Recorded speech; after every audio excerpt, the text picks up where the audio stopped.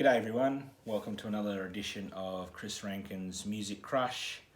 Just a short one today, just answering a contest put out by Ron Haggerty. Great channel, I've spoken quite a few times about his channel. Definitely up there as one of my most watched channels for sure.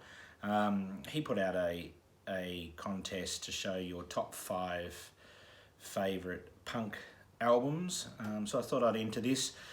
And look, punk is neither my favourite genre, but it's certainly not my least favourite genre either. I like it a lot. I don't own a lot of it, and most of what I own, pretty much all of what I own, is I guess what you'd call maybe fringe punk. So it's either proto-punk, post-punk,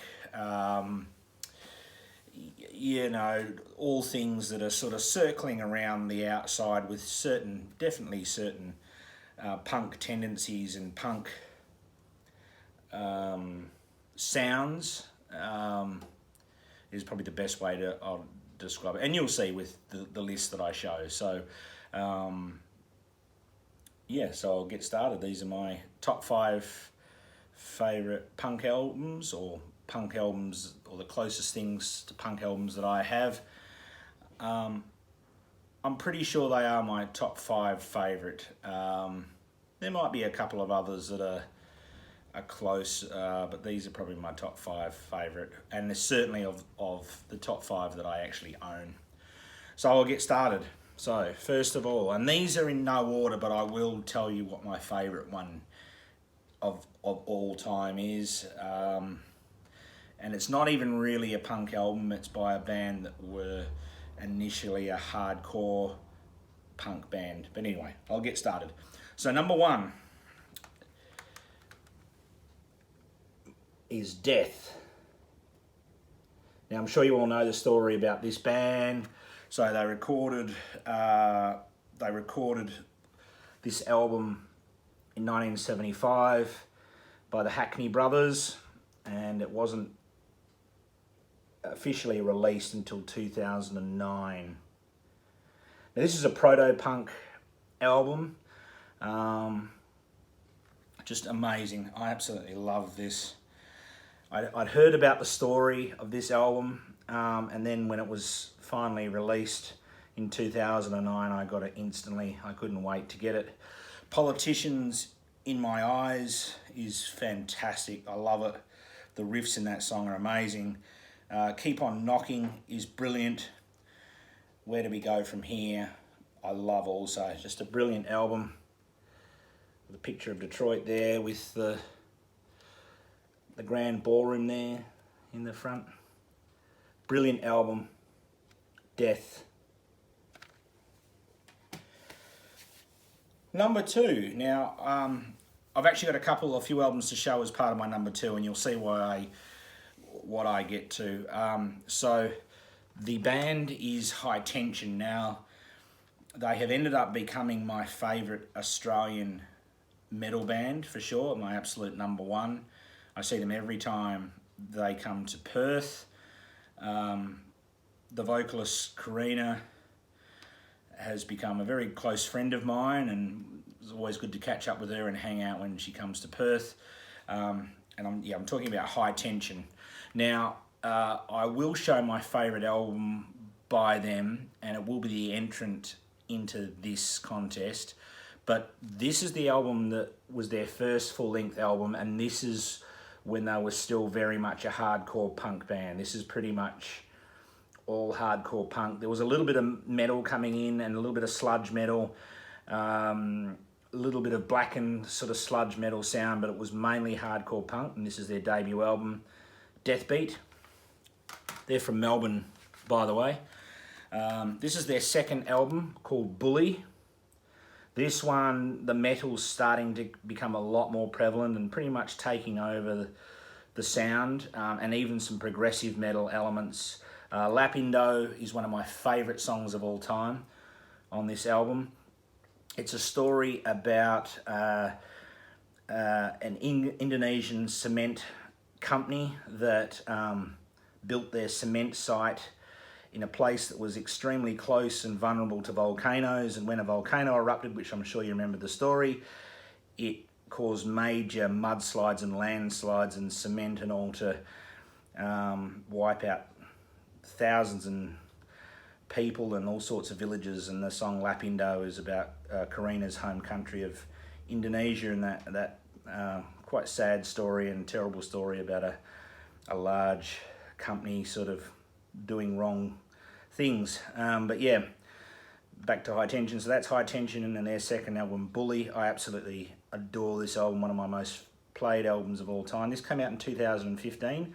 Deathbeat was 2013.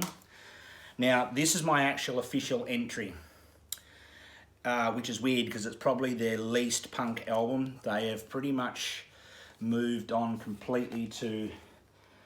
The best way to describe it is heavy metal, sludge metal, progressive metal, a little bit of blackened sludge metal, pretty much all of that.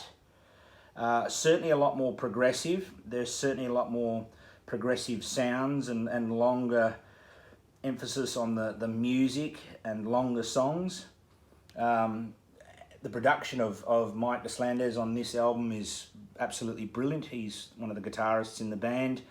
And this is my favourite Australian metal album of all time. I absolutely adore this album by my favourite Australian metal band. So this is my actual entry, although it's not much punk, but it's by a hardcore, a band that started out as a hardcore punk band. So there we go. That was my long-winded way of getting to my answer. So that's High Tension and their 2018 album Purge. And this is my equal favourite album of 2018.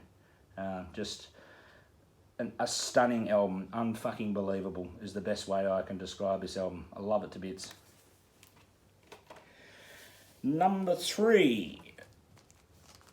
What have we got now? Okay, so this band, this is their debut album.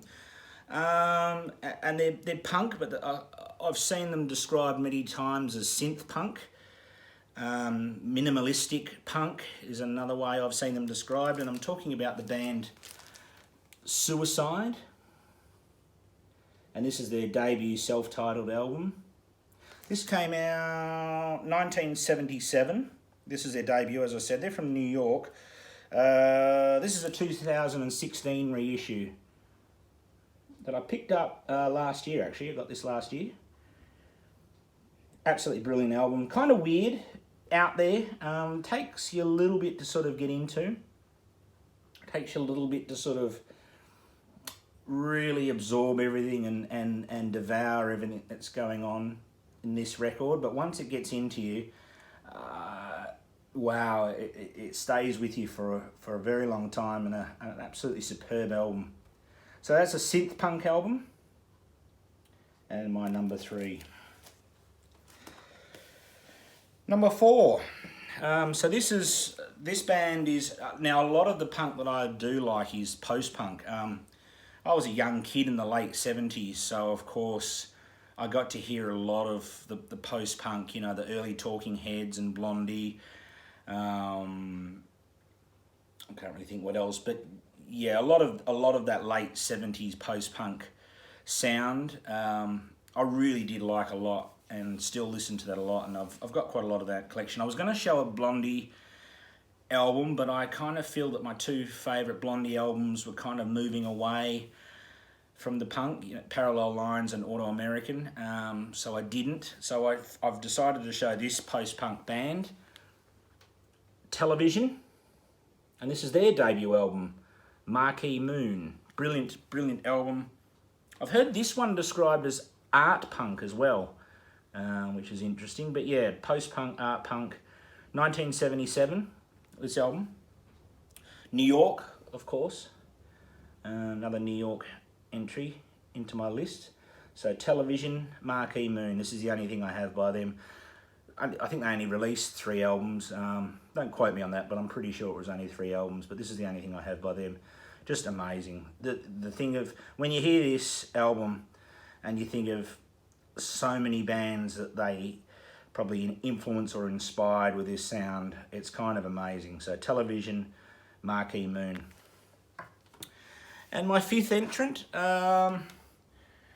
this band is from Perth, Western Australia, and for a while there, other than Bon Scott, this was a band that was really, I wouldn't say put Perth on the map for musically, because there was certainly a lot of bands, well, a few bands that were quite well known. I know, as I say, obviously Bon Scott, he called his hometown of Perth.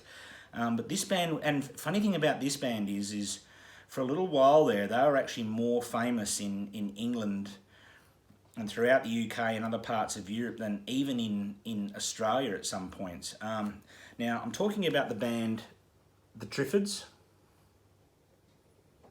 Now, the cover photograph there is a very old aerial shot of Mandurah before it became a large coastal city. So that's the sandy plain there. The album is called Born Sandy Devotional. A brilliant album. It's best probably described as post-punk. It's probably the best way to describe it. You know, it's a bit of rock, post-punk, a little bit of new wave, but not much, I guess. David McComb is the genius behind the whole album. It was a band, but he did all the songwriting. Sadly, he passed away. He's since passed away. But yeah, this band was from Perth. They had some reasonably big singles that did quite well in the UK. They had a little bit of that sound going for them. At times, they kind of sounded a little bit like the Smiths and things like that. So there was a little bit of that going for them. The big hit off this album, and it's kind of become a little bit of an unofficial West Australian anthem, is the song called Wide Open Road. A big anthemic chorus, a film clip with an old Holden driving out along a dirt road, and just yeah, it really has become over the years an unofficial West Australian and even an Australian anthem in some ways. This album came out in 1986. They're no longer around. Pretty sure they released 2 or 3 albums after this, but wasn't many. But I absolutely adore this album. I think it's just magnificent. I really wish the whole world knew about it that didn't already. So, The Triffids from Perth, Western Australia, Born Sandy Devotional, and that's my my 5th entrant. So there we have it. That's my contest entry. I always want to say contrast. I don't know why. I think it's contest and entry going together. So yeah, that's my entry for Ron Haggerty's top 5 favourite punk albums. I'll leave a link in my description to Ron's channel. I do invite you to go and have a look at his channel. He puts a lot of great videos and a lot of time and effort into his videos, and they're really entertaining to watch, and I always enjoy watching his channel. So there you are, Ron. That's my top 5 favourite punk albums. Not purely exactly punk, but that's what you're getting. So I hope you all enjoyed watching, and talk to you soon. Catch up with you very soon.